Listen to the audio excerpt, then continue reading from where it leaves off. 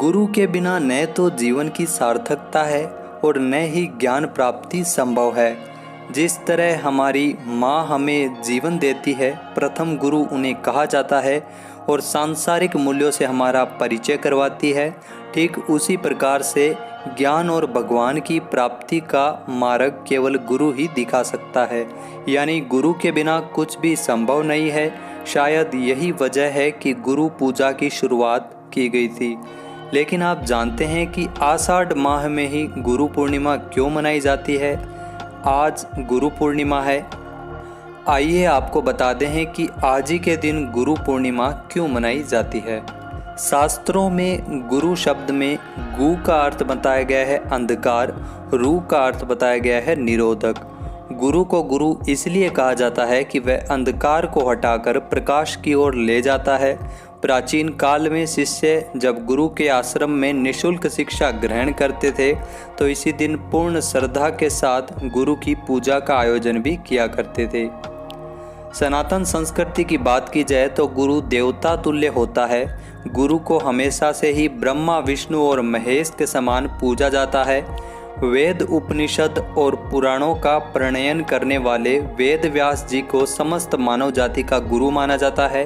महर्षि वेद व्यास जी का जन्म आषाढ़ पूर्णिमा को लगभग 3000 ईसा पूर्व में हुआ था और उन्हीं के सम्मान में हर साल आषाढ़ शुक्ल पूर्णिमा को गुरु पूर्णिमा मनाई जाती है।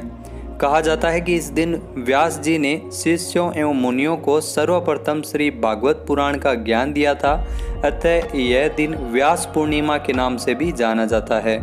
इसी दिन से ही वेदव्यास जी के अनेक शिष्यों में से 5 शिष्यों ने गुरु पूजा की परंपरा प्रारंभ की थी। पुष्प मंडप से उच्चासन पर गुरु यानी व्यास जी को बैठाकर पुष्प मालाएं अर्पित की, आरती की और अपने ग्रंथ अर्पित किए, जिस कारण हर साल इस दिन लोग व्यास जी के चित्र का पूजन और उनके चरित्र ग्रंथों का अध्ययन करते हैं। आषाढ़ में गुरु पूर्णिमा मनाए जाने का क्या मुख्य कारण है? भारत में सभी ऋतुओं का अपना अलग महत्व है। गुरु पूर्णिमा खास तौर पर वर्षा ऋतु में मनाने के पीछे कारण है क्योंकि इन 4 माह में न अधिक गर्मी होती है और न ही अधिक सर्दी होती है। यह समय अध्ययन और अध्यापन के लिए अनुकूल और सर्वश्रेष्ठ माना जाता है। इसलिए गुरु चरण में उपस्थित शिष्य ज्ञान, शांति और भक्ति योग शक्ति को प्राप्त करने हेतु इस समय में चयन करते हैं। वैसे हर दिन गुरु की सेवा करनी चाहिए, लेकिन इस दिन हर शिष्य को अपने गुरु की पूजा कर अपने जीवन को सार्थक बनाना चाहिए।